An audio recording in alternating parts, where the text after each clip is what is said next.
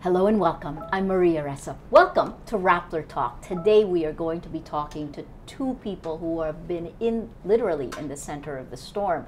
They're passionate, they've been working at it, they're very knowledgeable about two topics that you've seen on Rappler. It's significant amount. Hashtag Hunger Project and hashtag Rappler Talk. Let's go back. In the first quarter of 2015, a social weather station survey showed 51% of Filipinos considered themselves poor.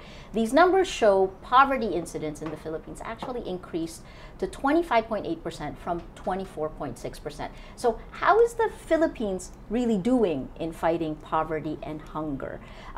How is it doing in fighting things like disaster risk reduction and dealing with disaster risk reduction?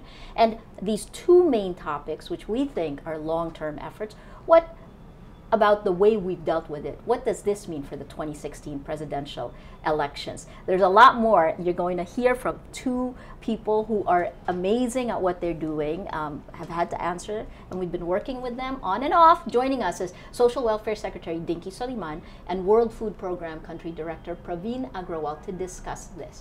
Tweet us your questions using hashtag Rappler Talk. And then when we talk about hunger, hashtag Hunger Project. And if you want to talk about disasters or typhoons, hashtag Zero Casualty. Good morning. Thank you for joining us. Good morning, Maria, and good day to everyone who's watching us right now. Can I start with you, Dinky? Sure. You have literally been in the eye of the storm in 2013, a very tough year. You're nearing the tail end of this administration. What grade would you give for what you've been able to do? Well, I'd say 10 being the highest. I think we're at 8 or 8.5 in terms of responding to disasters and in terms of addressing issues of poverty and hunger. I think when you look at the self-rated poverty of SWS, so it's an independent survey that's been there over so many years. This is the lowest that we've gotten in the last 10 years, as they indicated. And this is 13%, or it roughly translates to 3 million families experiencing involuntary hunger.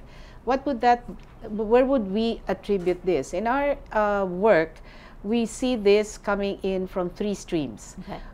One stream is really the capacity of the national government to address inflation. Okay. Because food, in the 2013-2014 comparison of poverty incidence, which you cited, yeah. The Philippine Statistics Authority actually looked at the different deciles, like, you know, we have the first, second, and third decile. And the first, second, and third decile, these are the poorest.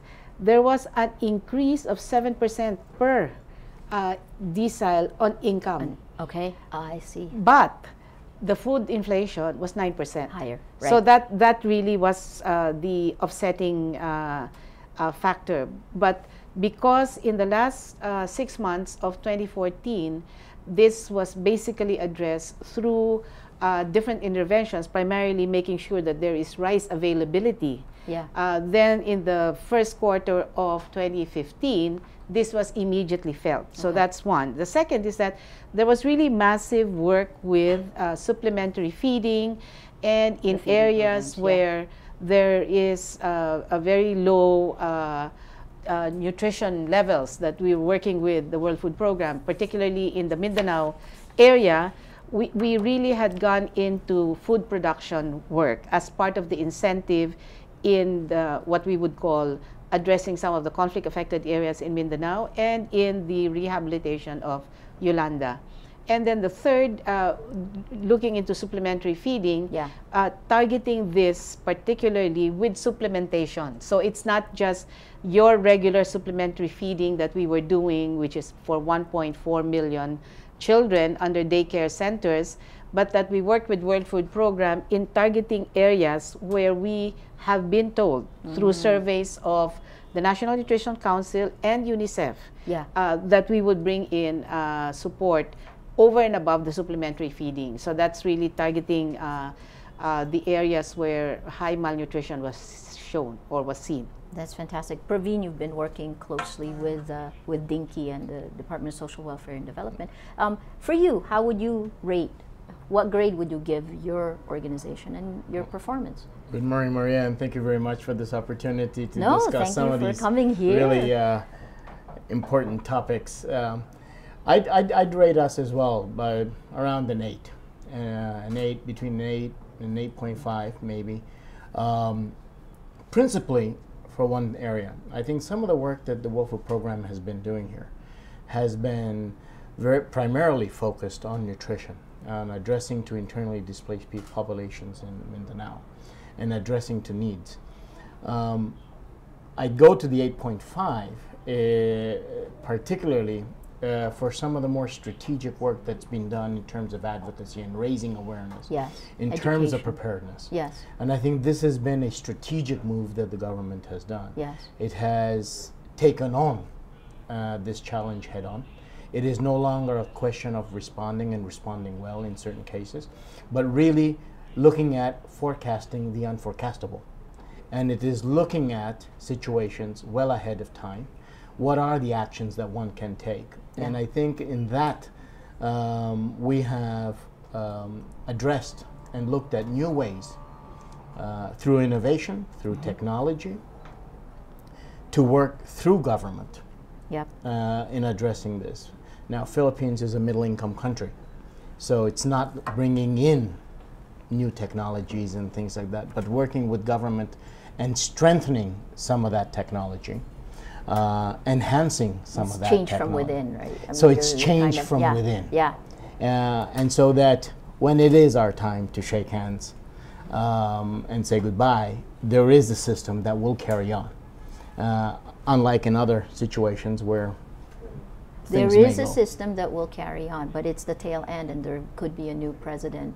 There will be a new president in 2016.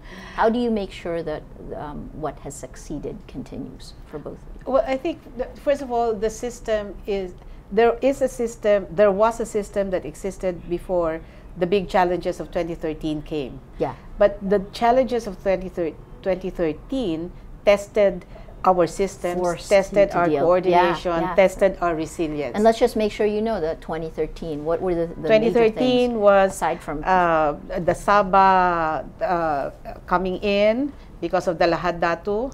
Then we Bohol? had before the Bohol, we had the Zamboanga siege.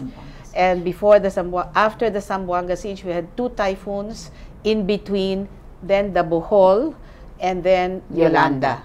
This was like one on top of the other. This is not one after the other. Correct. And so, Secretary, you began with BOPA, Pablo. Oh yes, of course, of course. 2013.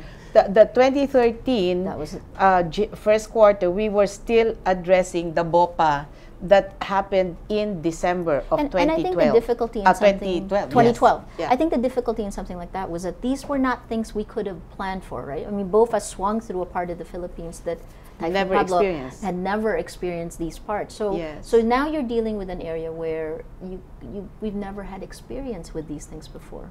And that's what I think Praveen was saying, that all the systems that were challenged, we have now looked at and improved. So for example, for hydromet, so these are all typhoons. Yeah. We are now able to forecast because of the improvement in Pagasa, the Dopplers and the radars. Yeah.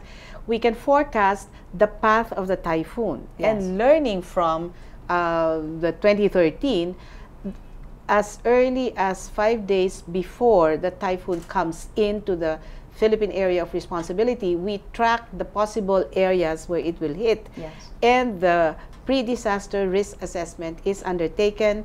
So we're able to identify the vulnerable areas, the vulnerable communities. We know the numbers, we know where they are. And there is now a path that we develop where, for lack of a better term up to now, we call it the hot dog path, which has the red, the yellow, the orange, and the yellow. But these are all identified paths. Yes. And then we preposition. Now, this is part of the work we're doing with World Food Program.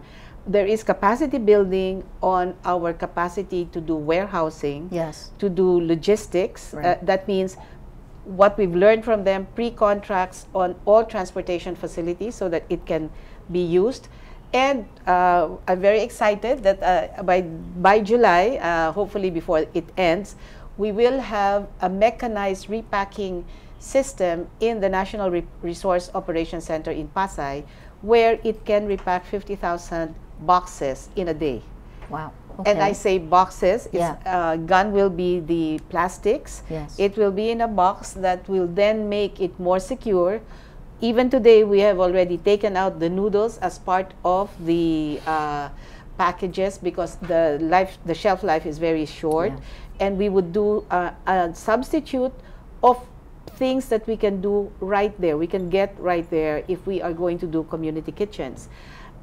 Also at the same time, in the preparatory stage where we are working with World Food Program, in addition to the National Resource Operations Center in Pasay, we are going to have a hub in Clark, and that is also part of the preparation for a 7.2 in case it happens in our lifetime. I hope not. I hope not, but that would be a hub. Yes. And then we're also doing with them in Cebu. In Cebu. And in Mindanao, it's a choice between Davao or Jensan.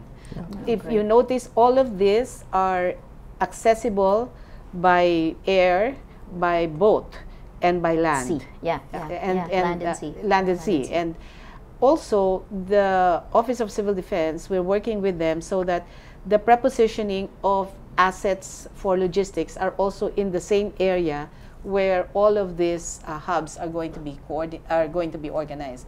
And the World Food Program is the logistics master of the humanitarian response worldwide. Worldwide, yeah. And so they're the ones who are giving us the capacity building. So I think maybe Praveen can talk more about how they're doing that with us. You've been very, very targeted also in the things that you've done, right? And then I see the philosophy of what you're doing. Can you explain to us what you've done? One of the lessons that we learned coming out of Haiyan is Philippines being an island nation. Yes. We need to be able, or the nation needs to be able to address crises from multiple points. And in looking at the Philippines, we looked at and assessed what would be the most relevant areas from which the entire Philippines, east, west, north, south, could be addressed, and multiple points. So if we looked at where unfortunately the crisis was in Haiyan, most of us were all responding from Manila. Yeah. And when communications are down, when transport is down, when access of all form is down, there's very little getting in. Right. So we brought in the UNHAS, which is the United Nations Humanitarian Air Service. We brought in our logistic capacity in terms of boats. We brought in our trucking capacity.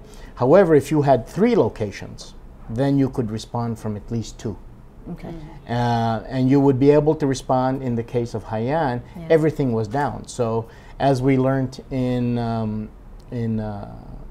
Haiti, we ourselves were victims, right? Right. The world international community as well as the people were victims of that crisis.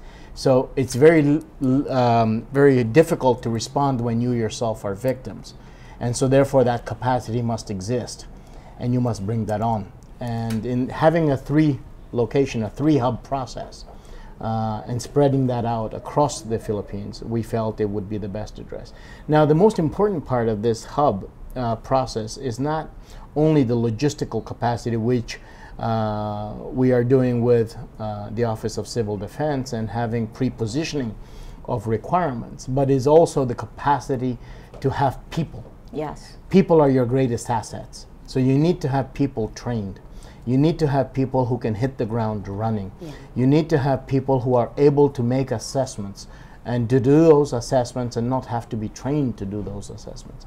So within this program of work that we are building with DSWD and OCD will be this capacity to train in different fields. So it can be in logistics, it can be in finance, it can be in administration, it can be in food, it can be in assessments, a myriad of things. One of the first things that was required was the capacity to look at damage. Yes. And so is this a standard which will be used across the board? There were multiple mechanisms. So these are the sorts of things. It's also bringing in technology. Right. I was going to say, yeah, there are Like things available we now. worked with, we worked initially in the very first days, I'm very happy to say, with the 4Ps program. Yes. Using I was a going to say government that, yes. platform which was for conditional cash transfer. We used it for unconditional cash transfer. This is giving emergency Emergency relief, assistance immediate, yeah. immediately to 500,000 people In cash. in cash. And this was also in relation to the Philippines. At first, for us, it was a very first. I don't think it's been tested elsewhere. So the, Where we were able to quickly use a platform that existed, reach 500,000 people, but in a changing market environment. So it's not just bringing food in or using resources, but as markets came online, as markets changed, is using the right tool. looking at them as tools. So And you know, this is very important, Maria, because this is part of the system that we are refining. The system of conditional cash transfer is very IT based. So this is a database of 4.4 million plus families that has a household number, that has the profile of how many children, of how many senior citizens, how many mother and father. And in that system, there is it connects to a payout system with Land Bank. And with Land Bank, it is either the ATMs Yeah. and or other conduits. And this is what Praveen was saying, that the World Food Program you co-opted the system. was able to essentially. to do it for 500,000 immediately for Yeah. 2 months. That's For 2 months. For 2 months, and the UNICEF, seeing that, also topped it off unconditional in Leyte, Samar, and Panay, which is the same thing for World Food Program, in 6 months' time. Fantastic. So what we are now looking at is working closely with them, with the development partners, on ensuring that this system of social protection for the vulnerable will be further refined, and we're working with the Land Bank of the Philippines to even improve it. So we're doing a POS, as they call it. It's a Yes. debit card. Yes. We have 1,400 Fantastic. in NCR and Yeah. 500 in Talaingod, where they can now not just withdraw money from ATMs,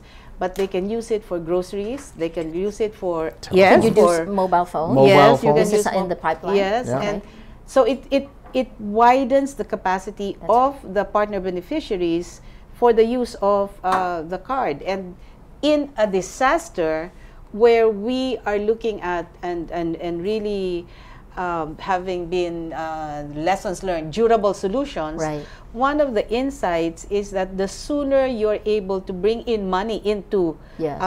the areas that are devastated, the sooner the durable solution can happen. Because when they have money, they will not only buy food, they will also think of securing themselves Yes, absolutely. in a place, start rebuilding the house if they're in a safe place.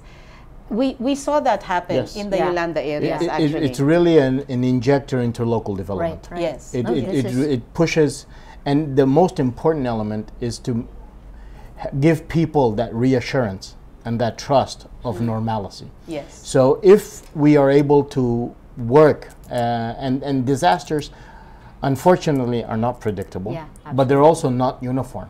Yes. So in some areas we'll be more affected, in some areas less. Yes. And so as markets revive, it is important to give that trust back into the system. Yes. And so to get those small sari-sari shops up, to get those local economies going, nobody wants hands out. Yeah. Yeah. Nobody wants that. They want choices. And There's the only- dignity and there's, Yes. and so therefore it is to find that right tool, the most appropriate tool, and to make sure, as we did in Haiyan, even in Haiyan, Yeah. is working with that marketplace. We carried out assessments every 2 weeks to see that there wasn't an inflation in prices. So where there was a need, food was brought in. Where there was a need, cash was brought in. And where there was a need for both, food and or cash were brought in. So it was that, it's finding that right mix, finding that right group, finding the right tools, and working with a series of actors. Where 4Ps was one brilliant thing that we found, but at the same time we worked with NGOs. Yes. Yes. So reaching those people that are affected that were not part of the 4 Ps. So getting out to the remote areas, getting out to the... So it sounds like you were faced with new challenges, you improvised and found a way, and then now we're in the midst of institutionalizing. Is That's that a good summary? Yes. Where were the challenges where you didn't find a solution? I'm asking you where you failed. Yes. I think at that time, when the demand was very great for food, okay, that was one area where we really fell short in the first 10 days. Because as Praveen was saying, we were both in that first C-130 that landed in November 9, first morning of November 9. And really, the access to anything, even from the airport to the city. You had to walk from the airport to the city. Yeah, well, we had to chopper in. Yes, we had to go in, walk it. But the point, I think, is that we really saw that was one inadequacy, one failure. And this is the reason why we're doing the preparedness. But the other, which I think is also very important, is communication. Because my reflection now is that the looting occurred because there was no absence of assurance that there's food. And I was trying to look for a megaphone to be able to go around, but you know, it was all in shambles. There was no megaphone, because what I wanted to do was to go around and say food will be here, food will be there. And as a lesson, I think what we were able to do in the pre-disaster risk assessment is that we were able to develop a communication plan with the local government unit, that there is preposition goods, that when you do preemptive evacuation, you immediately supply them with food, and that the preemptive evacuation should be done a day before the typhoon comes. And therefore, the communication is very important pre the coming in of, well, a forecasted hydromet. I mean, again, as I said, a 7.2 is not predictable, but communication is still very important. And that's what we have a meeting tomorrow at the National Disaster Risk Reduction Management Council. And part of what has been done in different ways, Oplan Yakal, which is for MMDA, and NDRRMC, and on our end as response together with the ILG, we're undertaking in our family development sessions for July, what exactly do you need to do? Drills. The preparation, the drills, where do you go in your villages? I was just in Payatas last week, and the barangay captain was telling me that already he had mobilized the parent leaders to know where they should go in case it happens. And I think it really is important to have as many information as we can give to people so that they feel prepared, and they know and assured that there is food, that there is help, that there is a safe place for them to go. That was the failure of Haiyan. So what we've seen now this year, though, is that actually local government units, they're actually already implementing a lot of these things. The last typhoon, I'm trying to recall the name, which hit the northern Luzon part. And in the beginning, they were saying that this is going to be like a Haiyan again. We only had 2 casualties. Sanidang, and it will come to me. I forgot also, but people were actually disappointed. You can't be disappointed when nothing happens because it veered away at the last minute, right? But it is so Pinoy. So why do we have to do all this evacuation? But you see, this is part of the preparation, and as I said, 2 casualties because of electrocution. And it was not even directly related to the typhoon. And it's because the local government units, as you're pointing out, are more aware, everyone are more proactive. Is more aware. Which is actually also part of the initiative. It's the ripple effect that has already gone on. Aside from the fact that these disasters are really kind of mind-boggling to begin with. We didn't expect that. Experience is the best teacher. When they see the devastation, when they see the death. I mean, you don't need to convince them that a tsunami is going to happen and you have to be evacuated.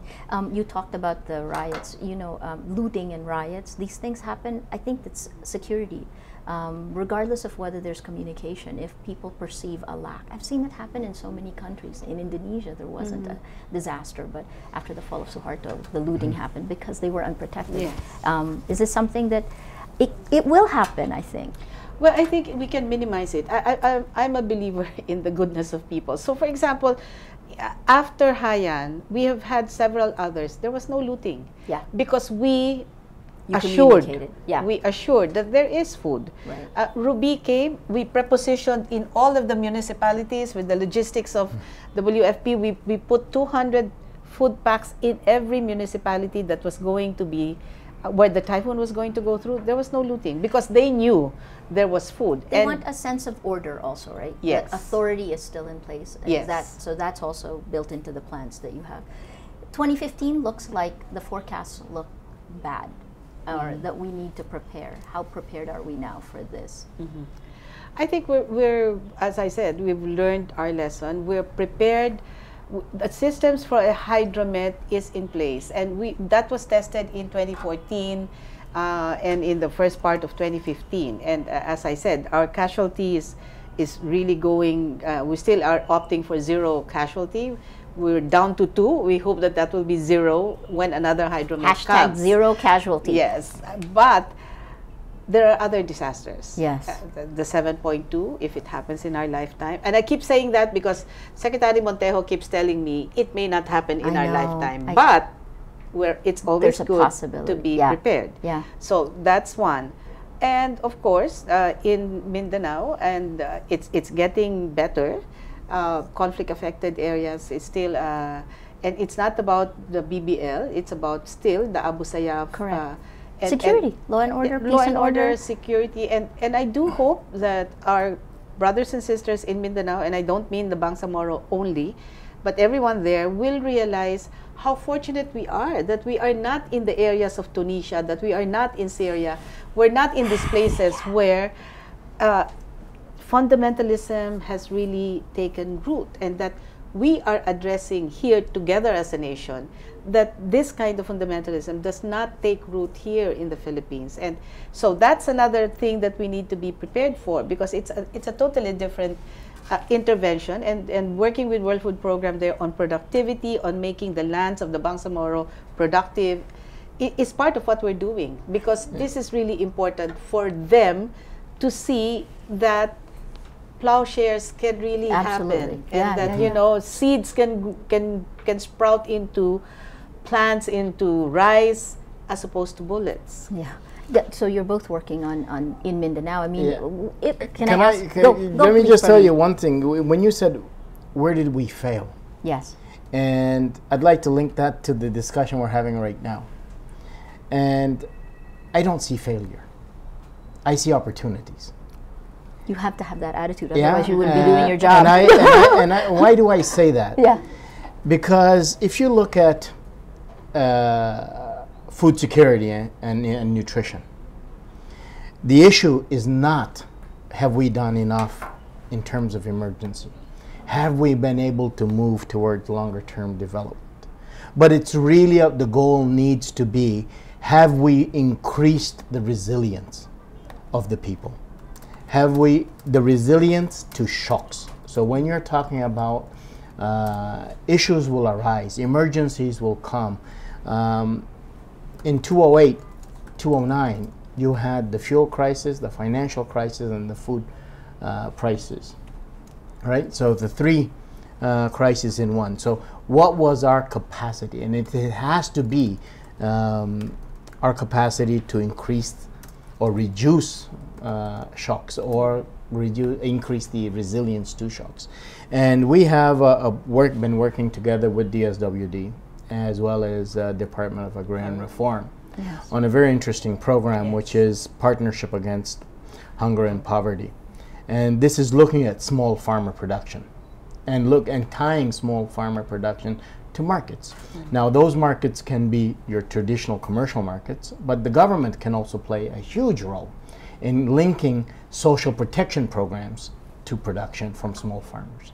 And in that, with Secretary Dinky and the daycare centers, we did in Region 5, we did a program which had a huge success, I believe, in my opinion. So now that we are now taking that to Region 8, which is in the Visayas, and Region 9, which is in Mindanao. So this is working with communities. Now, there is no solution Right. To some of the crises that come up, particularly man-made at times.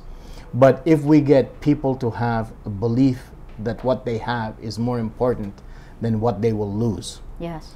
then you will get more stability.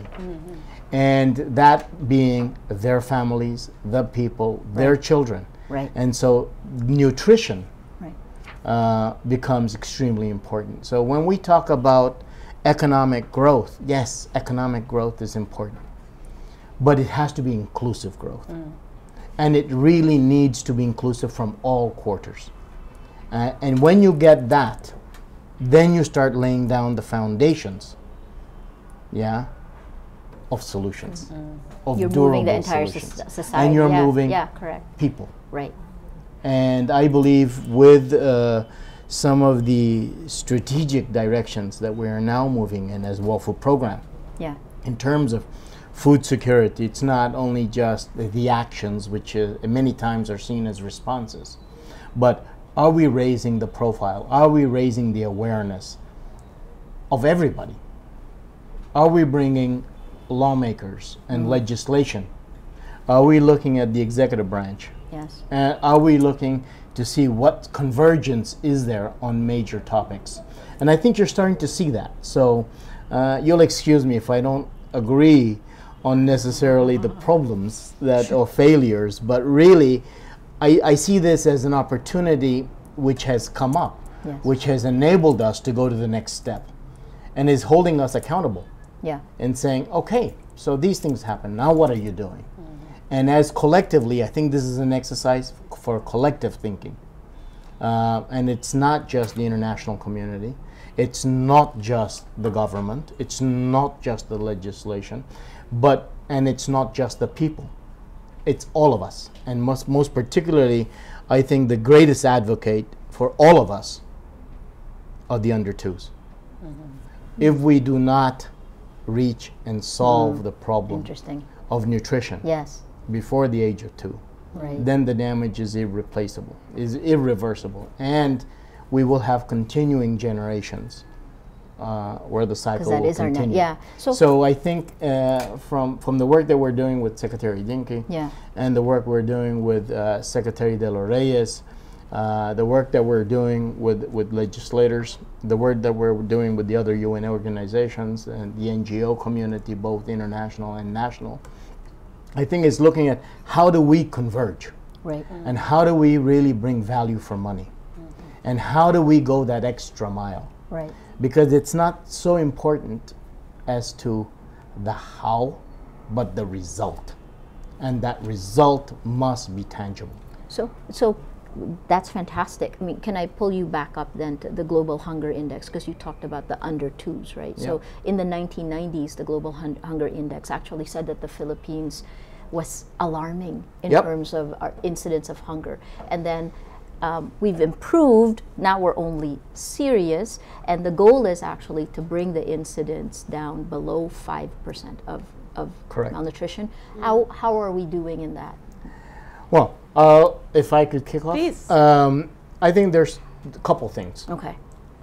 I think the first one is political commitment. Is there a total buy-in? And if yes, or hand in hand, I think the countries need to reduce child malnutrition. Because if we are able to address that window that I was just talking about of the under twos, then we're talking about improved access to health, improved access to social services.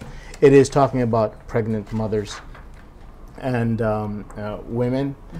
It is addressing particularly adolescent pregnancies, which are unfortunately on the rise in many areas of the world. And those are the issues that will, if we are able to target them, and it is not just, okay, so we target them today. Yeah. You have to target them there during the entire life cycle. Constant. Yeah. Yeah, and I think this is the new paradigm shift that is required. It is not just addressing the emergency or the longer term development. It is working the entire continuum at all times. And I think that's a paradigm shift.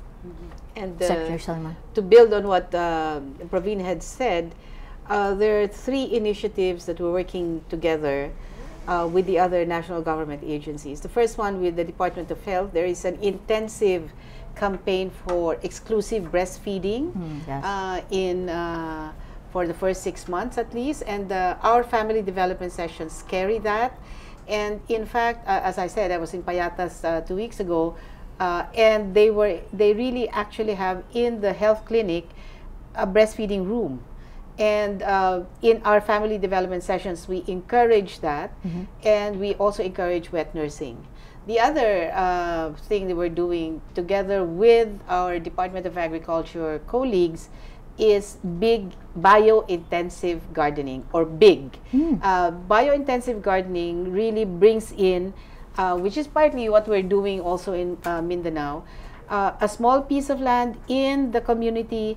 The Pantawid partner beneficiaries plant vegetables, and they use that for their own food needs, and or if there's extra, then they have an extra cash. They also use that for daycare supplementary feeding. And in urban settings, like where I was, they do this in what they call container gardening, urban container gardening. They do it in roofs, they do it on the walls of their houses using PET bottles and using biodegradable refuse. No, and it's also very common in Payatas because of the garbage dump that was converted into an eco thing. And the third thing is really looking at the pregnant mothers of who are teenagers. And it's really a concern, and we're again working with Department of Health on this. With the expansion to 0 to 18 years old, we are doing a youth development session separate from family development session. And part of the discussion there is really reproductive health, taking care of your body as teenagers. Because when I was in Payatas, the youngest at that time, which was 2 weeks ago, was 13 years old. Wow. 13 years old, 100 teenage pregnancy reported for the first quarter. So it is alarming, and everyone there agreed that we need to do something together. I was with the different government agencies, and part of it is really ensuring education for the young. Implementation of the reproductive health law, has that moved forward? Has that helped address some of those things of teenage pregnancy? Yes, I mean, this is led by DOH, and yes, they are monitoring the way it's being done. It's provided by choice. I was told in that particular community, Lupang Pangako, they have 1,000. Wow. Who already had availed of services. Oh, okay, that's good. I was thinking, so can I ask you, so far when I look at the programs that you've put in place for hunger, it's personal. You have the 4 Ps, bottom-up pump priming, I think is the way I was looking at that. How successful has it been? So essentially 4 Ps, if you could give a quick summary of it, and then how successful and how will it move forward? We have 4.4 million families enrolled. That's roughly about 10 million children to 11 million. 4.4 million out of 100 million people. 4.4. So that you would 4.4 million families out of times 4. Times 5. I see. Times 20 5. million people. Okay, got it. 20 million people. 20 million okay, people. so it's the poorest of our poor. Yeah, targeted based on the National Household Targeting System done in 2009. And I want to make sure that we are able to communicate that we're actually doing a second round now. Okay. And we will cover 15 million households or families to make sure that no one is left behind. Because in the first method, we did 50% poverty incidence, it was house to house. Yes. And 50%, when it's below 50%, it was small area estimates, which used 203 data. And so where are we now? we have been able to graduate 333,000 high school in March 2015 by the stroke of a pen of saying that we can move from 14 years old to 18 years old. 333,000, proudly saying that by the sheer what I'd call determination of the children and their parents, 13,000 are top 10. Valedictorian, salutatorian, honorable mention, and 80 of them passed the UPCAT, the UP, which is very competitive. Some of them complying with quota courses like civil engineering. And so all 80 will be supported. We have 38,000 plus under the Student Grants and Aid program, which means those who opted to go to college are being supported by CHED. Those who want to go to jobs, we're working closely with DOLE on the JobNet, and we're working with TESTA for those who want to have an increase in skills so that they can immediately go to work after 6 months, 3 months, depending on the courses that they take. Your assessment of this, I mean, when it was first announced at the beginning of the administration, people said this isn't worth the money, the large chunk of the budget. Is it worth the chunk of the budget that was allocated for it? You know, seeing 330,000 with a new lease on their capacity to be able to improve their lives, it's really giving the worst of a fighting chance. Yeah. And 330,000 have a fighting chance now. Can you imagine a Bilaan from Sarangani, valedictorian in General Santos, competed in a scholarship program offered by ICTSI. He's going to Northeastern University in Boston for 4 years. He was chosen by a Northeastern University person who interviewed 8 people. Fantastic. They didn't even know that he was Pantawid. Fantastic. And when asked, what are you going to do? Are you going to stay in Manila or stay in the United States? And he said, no, I'm going back to my tribe. He's a Bilaan, because there's so many more who needs help. So I really think part of the takeaway here is that it's not just 333,000 young people graduating, but it's 333,000, I'd say 95% acknowledging that we have to give back to our community. Praveen, you mentioned targeting communities, right? And the DSWD has a program that does target communities, the Kalahi CIDSS. In terms of communities, and so we've gone from the personal, the families, the students who are now able to go to school who couldn't have before. What progress or failures have we seen in the targeting of communities that you guys have worked on? I would say we've come a long way, and I think we have, in each step of the way, been refining the tools, looking at what were the shortcomings. Now, if one were to look at, I think the biggest qualitative jump has been in the ability to look at some of the more nutrition specific and sensitive interventions, nutrition specific and sensitive interventions. And I think this area and the targeting is one of those areas that is at times overseen or overpassed, particularly because it wasn't given the sort of relevance that it's needed. Now people are starting to realize, and the Secretary General has, through the Zero Hunger Challenge, made a major point that 100% of zero stunting under the age of 2. Now that can only happen if you have nutrition specific, if you are targeting the poorest of the poor, and if you really are targeting the right way. You cannot reach if you do not target properly. So I think the big qualitative jump for us has been in our capacity to really target that assistance. Now, it's easy to say there are people left out. And there will always be people left out. Let me go out here on a limb here. It's okay. Or feel that they are left out. Or feel that they are left out. Yes. But I think the ultimate objective is that it needs to be inclusive, it needs to be holistic, and it needs to be integrated. And it needs to be, and I think the world is now starting to look at this in a different way. We need to have multi-year programs. It's not a Band-Aid. that you stick a Band-Aid on and today it's done. It needs to be flexible. And they need to be financed in that same way. So even now, financially speaking, governments need to look at these programs which are multi-year. They cannot be looked at, you know, this is January to December, and this is the money I have, and this is what needs to be spent. It goes back to the Treasury, and then it needs to be reallocated, plus minus. They really need to be seen with a vision of a multi-year funding. They need to be more flexible. Yes. Because nothing is going to work that way. And it needs to be multi-sectoral. It's not one change that's going to do it. Nutrition is not just health. Interesting. It's public health. So therefore, water, sanitation, shelter, they're all elements of nutrition. It's not just food.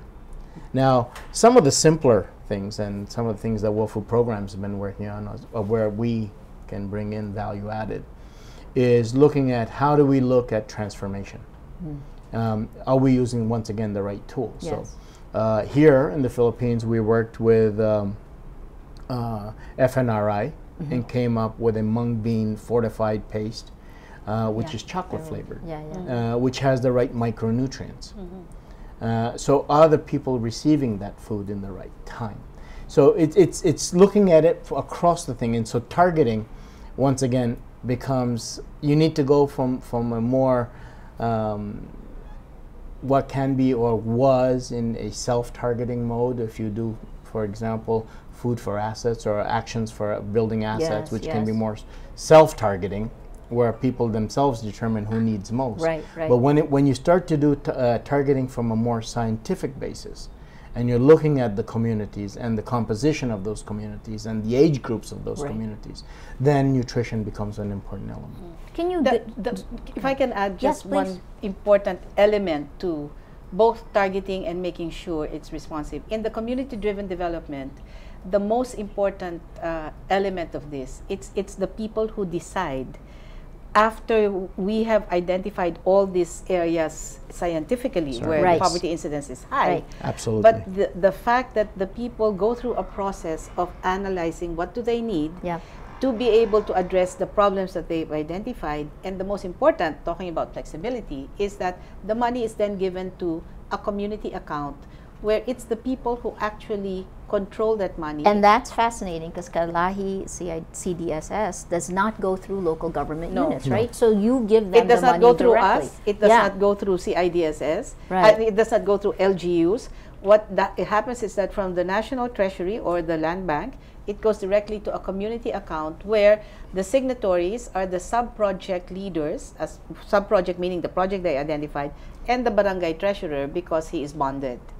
Interesting. And they have a whole transparency and does process. It work? Did it work? It works very well. To this day, we have had 1% complain about graft. Everything else has really gone.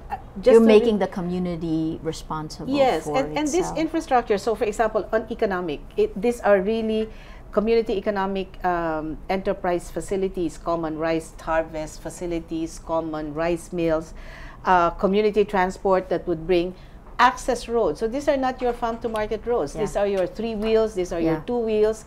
These are pilapil, rice paddy, that you expand for about 2 to 3 meters so that you increase the capacity of the community to bring out their goods in a less expensive way. But what's most important, I think, is that because they will be the ones to use it, they are very strong. In the Yolanda areas of Leyte, Samar, we did a survey.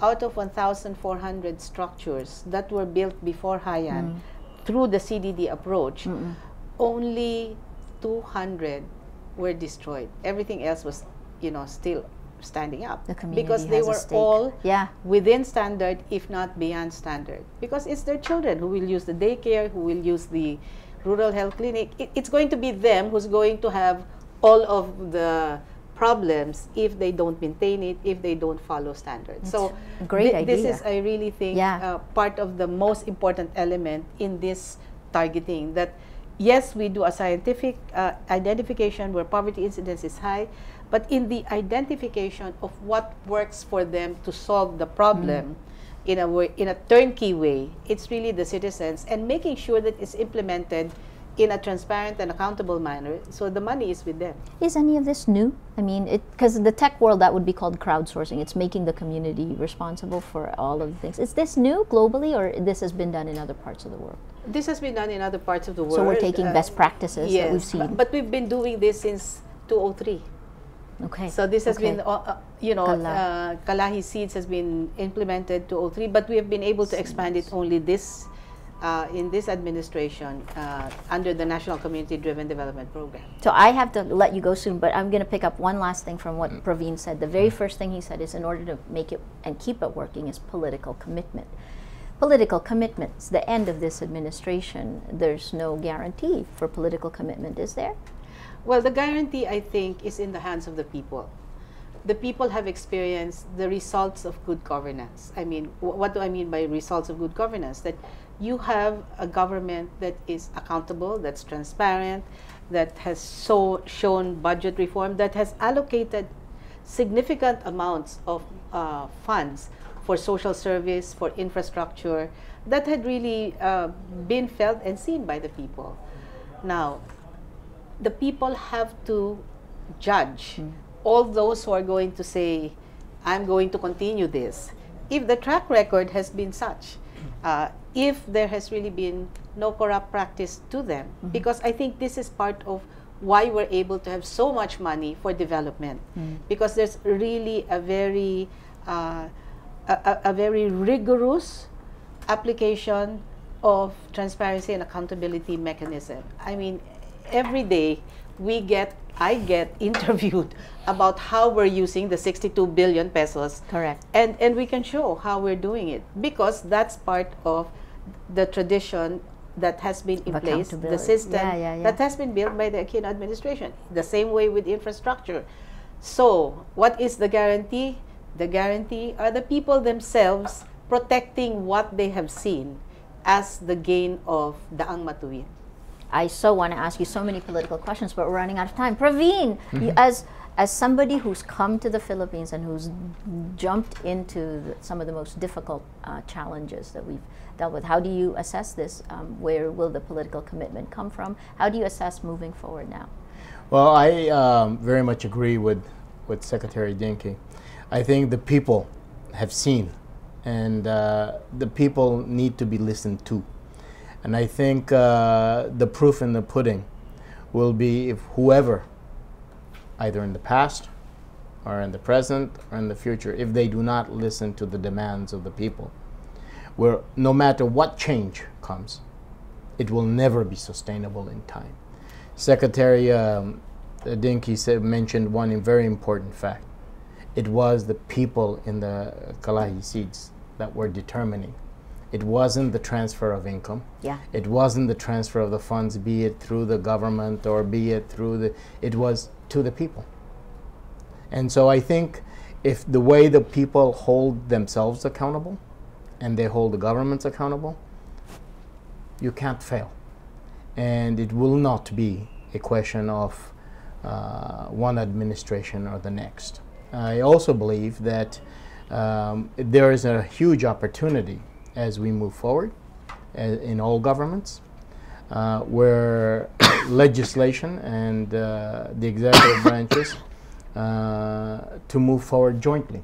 And so, and the people's voice through legislation, through, it is also one important point, not only the political will, but is the capacity to enforce. So people can demand, but we must be able to enhance and strengthen their capacity to enforce. Fantastic.